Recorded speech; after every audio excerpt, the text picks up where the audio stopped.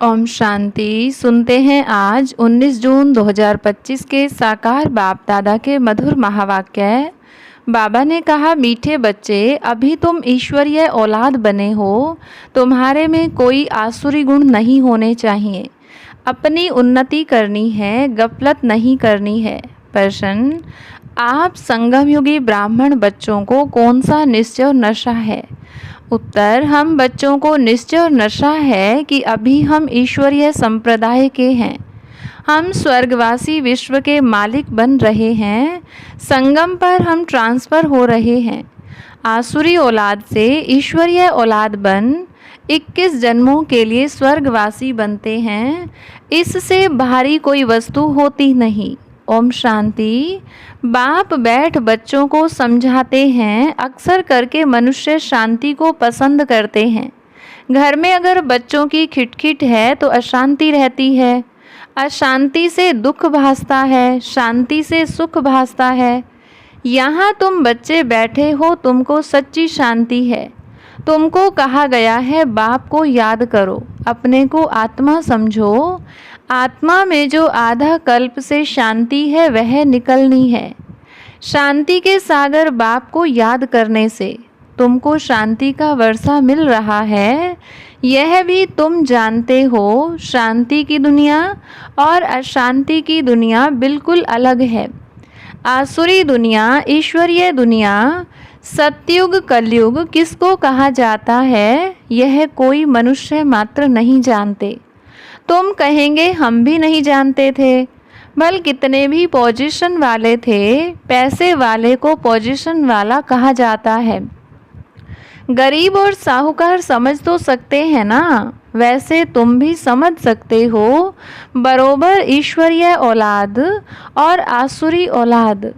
अभी तुम मीठे बच्चे समझते हो हम ईश्वरीय संतान हैं, यह पक्का निश्चय है ना। तुम ब्राह्मण समझते हो हम ईश्वरीय संप्रदाय, स्वर्गवासी विश्व के मालिक बन रहे हैं।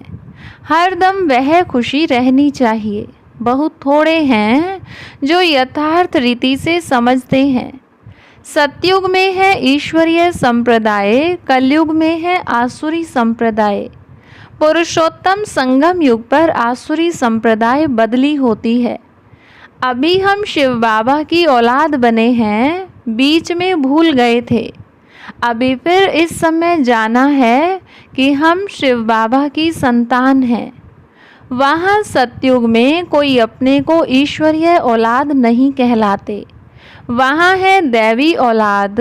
इनके पहले हम आसुरी औलाद थे, अभी ईश्वरीय औलाद बने हैं। हम ब्राह्मण बीके हैं। रचना है एक बाप की। तुम सब भाई बहन हो और ईश्वरीय औलाद हो। तुम जानते हो बाबा से राज्य मिल रहा है। भविष्य में जाकर हम दैवी स्वराज्य पाएंगे, सुखी होंगे। बरोबर सतयुग है सुख का धाम, कलयुग है दुख धाम। यह सिर्फ तुम संगमयुगी ब्राह्मण जानते हो। आत्मा ही ईश्वरीय औलाद है, यह भी जानते हो। बाबा स्वर्ग की स्थापना करते हैं, वह रचता है ना। नरक का क्रिएटर तो नहीं है, उनको कौन याद करेंगे।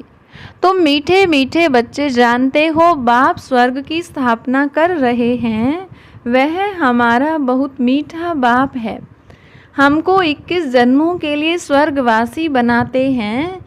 इससे भारी वस्तु कोई होती नहीं, यह समझ रखनी चाहिए। हम ईश्वरीय औलाद हैं तो हमारे में कोई आसुरी अवगुण होना नहीं चाहिए। अपनी उन्नति करनी है, समय बाकी थोड़ा है। इसमें गफलत नहीं करनी चाहिए, भूल न जाओ। देखते हो बाप सम्मुख बैठा है जिनकी हम औलाद हैं। हम ईश्वर बाप से पढ़ रहे हैं। दैवी औलाद बनने के लिए तो कितनी खुशी होनी चाहिए। बाबा सिर्फ कहते हैं मुझे याद करो तो विकर्म विनाश हो जाएं। बाप आए ही है सबको ले जाने। जितना जितना याद करेंगे उतना विकर्म विनाश होंगे। अज्ञान में जैसे कन्या की सगाई होती है तो याद बिल्कुल छप जाती है। बच्चा पैदा हुआ और याद छप जाती है। यह याद तो स्वर्ग में भी छप जाती, नरक में भी छप जाती। बच्चा कहेगा यह हमारा बाप है। अब यह तो है बेहद का बाप, जिससे स्वर्ग का वर्षा मिलता है, तो उनकी याद छप जानी चाहिए। बाप से हम भविष्य 21 जन्मों का फिर से वर्षा ले रहे हैं। बुद्धि में वर्षा ही याद है। यह भी जानते हो मरना तो सबको है, एक भी रहने का नहीं है। जो भी डियरेस्ट से डियरेस्ट है, सब चले जाएंगे। यह सिर्फ तुम ब्राह्मण ही जानते हो कि यह पुरानी दुनिया अब गई की गई। उसके जाने के पहले पूरा पुरुषार्थ करना है। जबकि ईश्वरीय औलाद हैं तो अथाह खुशी होनी चाहिए। बाप कहते रहते हैं, बच्चे अपना जीवन हीरे जैसा बनाओ। वह है डिटी वर्ल्ड, यह है डेविल वर्ल्ड। सतयुग में कितना अथाह सुख रहता है, वह बाप ही देते हैं। यहाँ तुम बाप के पास आए हो, यहाँ बैठ तो नहीं जाएंगे। ऐसे तो नहीं, सब इकट्ठे रहेंगे, क्योंकि बेहद बच्चे हैं। यहाँ तुम बहुत उमंग से आते हो। हम जाते हैं बेहद के बाप पास। हम ईश्वरीय औलाद हैं, गॉड फादर के बच्चे हैं, तो हम क्यों न स्वर्ग में होने चाहिए। गॉड फादर तो स्वर्ग रचते हैं ना। अब तुम्हारी बुद्धि में सारे वर्ल्ड की हिस्ट्री ज्योग्राफी है। जानते हो हेवनली गॉड फादर हमको हेवन के लायक बना रहे हैं। कल्प कल्प बाद बनाते हैं। एक भी मनुष्य नहीं जिसको यह पता हो कि हम एक्टर हैं, गॉड फादर के बच्चे। फिर हम दुखी क्यों हैं, आपस में लड़ते क्यों हैं। हम आत्माएं सब ब्रदर्स हैं ना। ब्रदर्स आपस में कैसे लड़ते रहते हैं, लड़कर ख़त्म हो जाएंगे। यहाँ हम बाप से वर्षा ले रहे हैं। ब्रदर्स को आपस में कभी लून पानी नहीं होना चाहिए। यहाँ तो बाप से भी लून पानी होते हैं। अच्छे अच्छे बच्चे लून पानी हो जाते हैं। माया कितनी ज़बरदस्त है। जो अच्छे अच्छे बच्चे हैं वह बाप को याद तो पड़ते हैं। बाप का कितना लव है बच्चों पर। बाप को तो सिवाय बच्चों के और कोई है नहीं जिसको याद करें। तुम्हारे लिए तो बहुत हैं। तुम्हारी बुद्धि इधर उधर जाती है, धंधे आदि में भी बुद्धि जाती है। हमारे लिए तो कोई धंधा आदि भी नहीं है। तुम अनेक बच्चों के अनेक धंधे हैं, हमारा तो एक ही धंधा है। हम आए ही हैं बच्चों को स्वर्ग का वारिस बनाने। बेहद के बाप की प्रॉपर्टी सिर्फ तुम बच्चे हो। गॉड फादर है ना, अभी आत्माएं उनकी प्रॉपर्टी हैं। माया ने चीची बना दिया है, अब गुलगुल बनाते हैं बाप। बाप कहते हैं मेरे तो तुम ही हो, तुम्हारे ऊपर हमारा मोह भी है। चिट्ठी नहीं लिखते हो तो ओना हो जाता है। अच्छे अच्छे बच्चों की चिट्ठी नहीं आती है। अच्छे अच्छे बच्चों को एकदम माया खत्म कर देती है। जरूर देह अभिमान है। बाप कहते रहते हैं अपनी खुश खैराफत लिखो। बाबा बच्चों से पूछते हैं, बच्चे तुमको माया हैरान तो नहीं करती है।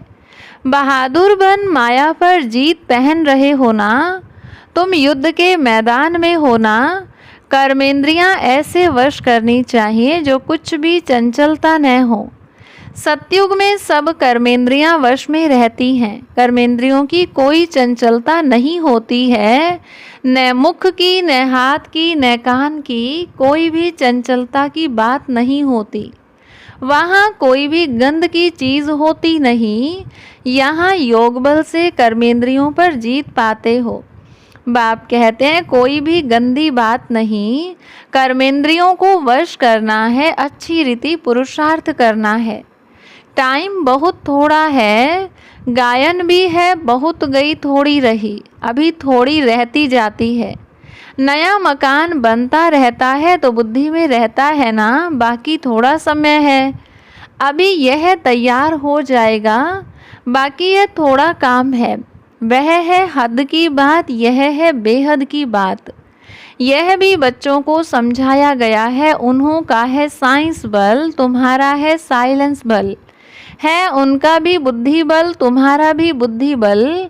साइंस की कितनी इन्वेंशन निकालते रहते हैं। अभी तो ऐसे बॉम्ब्स बनाते रहते हैं जो कहते हैं वहाँ बैठे बैठे छोड़ेंगे तो सारा शहर ख़त्म हो जाएगा। फिर यह सेनाएं, एरोप्लेन आदि भी काम में नहीं आएंगे। तो वह है साइंस बुद्धि, तुम्हारी है साइलेंस बुद्धि। वह विनाश के लिए निमित्त बने हुए हैं, तुम अविनाशी पद पाने के लिए निमित्त बने हो। यह भी समझने की बुद्धि चाहिए ना। तुम बच्चे समझ सकते हो बाप कितना सहज रास्ता बताते हैं। बल कितनी भी अहिल्याएं कुब्जाएं हों, सिर्फ 2 अक्षर याद करने हैं, बाप और वर्षा। फिर जितना जो याद करें। और संग तोड़ एक बाप को याद करना है। बाप कहते हैं मैं जब अपने घर परम धाम में था तो भक्ति मार्ग में तुम पुकारते थे, बाबा आप आएंगे तो हम सब कुछ कुर्बान करेंगे। यह हुए जैसे करनी घोर को पुराना सामान दिया जाता है। तुम बाप को क्या देंगे? इनको तो नहीं देते हो ना, इसने भी सब कुछ दे दिया। यह थोड़े यहाँ बैठ महल बनाएंगे। यह सब कुछ शिव बाबा के लिए है, उनके डायरेक्शन से कर रहे हैं। वह करन करावनहार है, डायरेक्शन देते रहते हैं। बच्चे कहते हैं बाबा आप हमारे लिए एक ही हो, आपके लिए तो बहुत बच्चे हैं। बाबा फिर कहते हमारे लिए सिर्फ तुम बच्चे हो, तुम्हारे लिए तो बहुत हैं। कितने देह के संबंधियों की याद रहती है। मीठे मीठे बच्चों को बाप कहते हैं जितना हो सके बाप को याद करो और सबको भुलाते जाओ। स्वर्ग की राजाई का मक्खन तुमको मिलता है। जरा ख्याल तो करो कैसे खेल की रचना है। तुम सिर्फ बाप को याद करते हो और स्वदर्शन चक्रधारी बनने से चक्रवर्ती राजा बनते हो। अभी तुम बच्चे प्रैक्टिकल में अनुभवी हो। मनुष्य तो समझते हैं भक्ति परंपरा से चली आई है, विकार भी परंपरा से चले आए हैं। इन लक्ष्मी नारायण राधे कृष्ण को भी तो बच्चे थे ना। अरे हाँ, बच्चे क्यों नहीं थे, परंतु उन्हों को कहा जाता है संपूर्ण निर्विकारी। यहाँ है संपूर्ण विकारी। 1-2 को गालियाँ देते रहते हैं। अब तुम बच्चों को बाप श्री श्री की श्रीमत मिलती है, तुमको श्रेष्ठ बनाते हैं। अगर बाप का कहना नहीं मानेंगे तो फिर थोड़े ही बनेंगे। अब मानो न मानो, सपूत बच्चे तो फौरन मानेंगे। पूरी मदद नहीं देते हैं तो अपने को घाटा डालते हैं। बाप कहते हैं मैं कल्प कल्प आता हूँ, कितना पुरुषार्थ कराता हूँ, कितना खुशी में ले आते हैं। बाप से पूरा वर्षा लेने में ही माया गफलत कराती है, परंतु तुम्हें उस फंदे में नहीं फंसना है। माया से ही लड़ाई होती है। बहुत बड़े बड़े तूफान आएंगे, उसमें भी वारिसों पर जास्ती माया वार करेगी। रुस्तम से रुस्तम हो लड़ेगी। जैसे वैद्य दवाई देते हैं तो बीमारी सारी बाहर निकल आती है। यहाँ भी मेरे बनेंगे तो फिर सबकी याद आने लग पड़ेगी। तूफान आएंगे, इसमें लाइन क्लियर चाहिए। हम पहले पवित्र थे, फिर आधा कल्प अपवित्र बने, अब फिर वापस जाना है। बाप कहते हैं मुझे याद करो तो इस योग अग्नि से तुम्हारे विकर्म विनाश होंगे। जितना याद करेंगे उतना उच्च पद पाएंगे। याद करते करते तुम घर चले जाएंगे। इसमें बिल्कुल अंतर्मुखता चाहिए। नॉलेज भी आत्मा में धारण होती है ना, आत्मा ही पढ़ती है। आत्मा का ज्ञान भी परमात्मा बाप ही आकर देते हैं। इतना भारी ज्ञान तुम लेते हो विश्व का मालिक बनने के लिए। मुझे तुम कहते ही हो पतित पावन, ज्ञान का सागर, शांति का सागर। जो मेरे पास है वह तुमको सब देता हूँ, बाकी सिर्फ दिव्य दृष्टि की चाबी नहीं देता हूँ। उसके बदले फिर तुमको विश्व का मालिक बनाता हूँ। साक्षात्कार में कुछ है नहीं, मुख्य है पढ़ाई। पढ़ाई से तुमको 21 जन्म का सुख मिलता है। मीरा की भेंट में तुम अपने सुख की भेंट करो। वह तो कलयुग में थी, दीदार किया फिर क्या। भक्ति की माला ही अलग है, ज्ञान मार्ग की माला अलग है। रावण की राजाई अलग, तुम्हारी राजाई अलग। उनको दिन उनको रात कहा जाता है। अच्छा, मीठे मीठे सिकिलधे बच्चों प्रति माता पिता बाप दादा का याद प्यार और गुड मॉर्निंग। रूहानी बाप की रूहानी बच्चों को नमस्ते। रूहानी बच्चों की रूहानी बाप दादा को नमस्ते। धारणा के लिए मुख्य सार। पहली पॉइंट, याद के बल से अपनी कर्मेंद्रियां ऐसी वश करनी है जो कोई भी चंचलता न रहे। टाइम बहुत थोड़ा है, इसलिए अच्छी रीति पुरुषार्थ कर माया जीत बनना है। दूसरी पॉइंट, बाप जो ज्ञान देते हैं उससे अंतर्मुखी बन धारण करना है। कभी भी आपस में लून पानी नहीं होना है। बाप को अपनी खुश खैराफत का समाचार जरूर देना है। वरदान, कल्याणकारी वृत्ति द्वारा सेवा करने वाले सर्वात्माओं की दुआओं के अधिकारी भव। कल्याणकारी वृत्ति द्वारा सेवा करना यही सर्वात्माओं की दुआएं प्राप्त करने का साधन है। जब लक्ष्य रहता है कि हम विश्व कल्याणकारी हैं तो अकल्याण का कर्तव्य हो नहीं सकता।